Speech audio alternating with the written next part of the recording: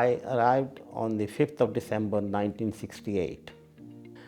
My first impression was great, because I have never seen the snow. So it was first time I put my foot on the snow in Heathrow. When I arrived, I had a couple of suits. I had not many woolen clothes. And my friend, actually took pity on me. And he said, good, wait, look, you must have an overcoat, which I have never worn. And they forced me to buy an overcoat, of course, which was their help and all this. I got that overcoat and I only wore them 19 times in my whole career. Most of our social life was created by my wife, because she made a lot of friends while children were at school. I mean, those days, certainly when I came, there was hardly anything, because in this country the people only knew about curry powder, and they used to say curry powder. So I used to always I said, what is curry powder? Oh, you don't know the curry powder? We make Indian food with the curry powder. I said, is it here? Because I said, there is nothing like curry powder in India.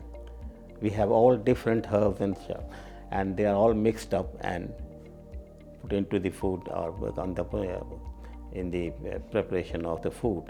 And curry powder was completely unknown to me, but it was very prevalent in those days here.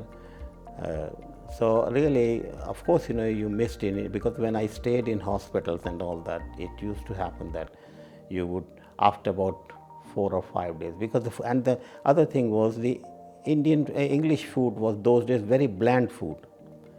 I mean, boiled chicken, boiled potatoes, and all this. So basically, nothing to criticize that, but this is what it was, And perhaps getting sort of more used to that, it was difficult to say.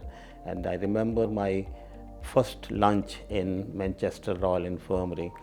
I was sitting with one of the senior registrar and the matron, and because they were trying to entertain me and all, and they said, would you like to have a chicken? I said, oh yes, chicken, because I had thought of our tandoori chicken and all that. And the chicken came, and some potatoes, boiled potatoes, and the chicken, and it was a boiled chicken. I really couldn't put I put a first crop and I couldn't just take it in, and I was just trying to get it. And then finally they said, what dessert you would like? I said, simple thing is, please, ice cream. I said, I know that, and I know what ice cream would be. But I must say that I developed the taste for the chicken, boiled chicken, later on, because when it was put with other things, gravies and all that, then it became it was a first experience, which may be naive, I must say, to think about that, but it was interesting. Fortunately, knowing the language, the communication as such was not difficult. Of course, you have to communicate in the sense that you got to either understand them or make them understand you. And there are certain things. I remember my first visit to the Ministry of Employment and all that, and I went there. I was told, it was my second day. I go there, and the person sitting on that side is, what's your name? Probably with a very London clerk. What's your name? So I could make out. I said, okay, my name is Ved Sood. What's your date of birth? What's your date of birth? And I thought, well, these English people are very careful about our diet. So I said, look, I eat everything. He said, not man, I want to know what is your date of birth. So I said, fine. So certain things, which makes you, but for it wasn't difficult to communicate, I must say. That there was no television also, there were only programs Indian programs were only on Sunday from 9 to 10 in the morning. Mahinder Kaul used to be the person who used to was the broadcaster or the presenter, and I think there was one from Pakistan. So 1 week we used to have Indian program, 1 week we used to have Pakistani program. The TV program was on Sunday morning program was very prevalent, and people used to watch almost, I think, every home at that time in India.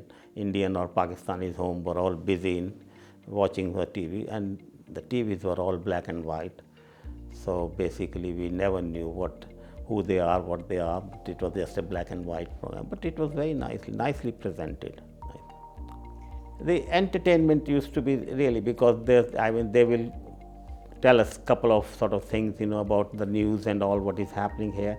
Then it was basically there would be a one song, or either live, or perhaps on one of the instruments.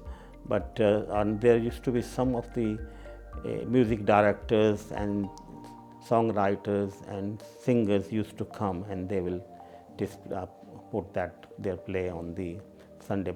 And it was the same thing for Pakistanis, that I can't remember his name, the Sheikh or something, who used to present Pakistani program. Very good presenter. They both got OBE, Mahinder Kaul and him, because they did really hard work. Those days there was nothing, because but it was just we were all used to be waiting for that 9 to 10 hours on, and both programs were interesting. So it's not that we'll only watch Indian program, we'll watch the Pakistani program, because language was same. We spoke same language, so it was just, the communication was easy. Yeah. At that time we were struggling. The leisure was very little. The only leisure was either, or there used to be some time, most of the singers used to come from India.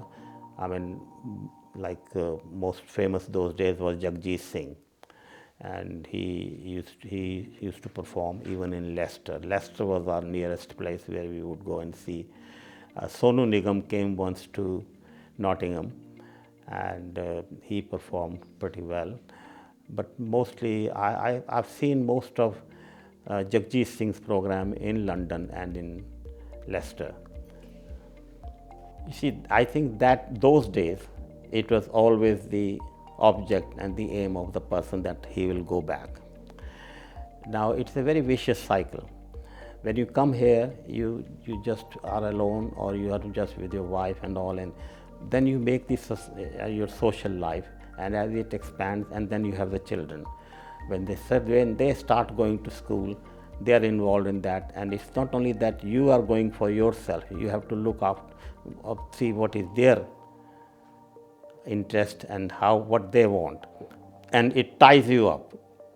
And then after about 10-15 years, you become a foreigner to your own country. Today, if I go, if I stand where I was born and brought up, nobody knows me. And I don't know anybody. They're probably either gone, dead, or whatever it is. So it becomes a vicious cycle, and then because when you are involved in the here, it is your home. Now 53 years I'm here. How can I expect myself? I mean, this is my country, and I abide by the laws of this country, and I love this country, and I'll serve this country.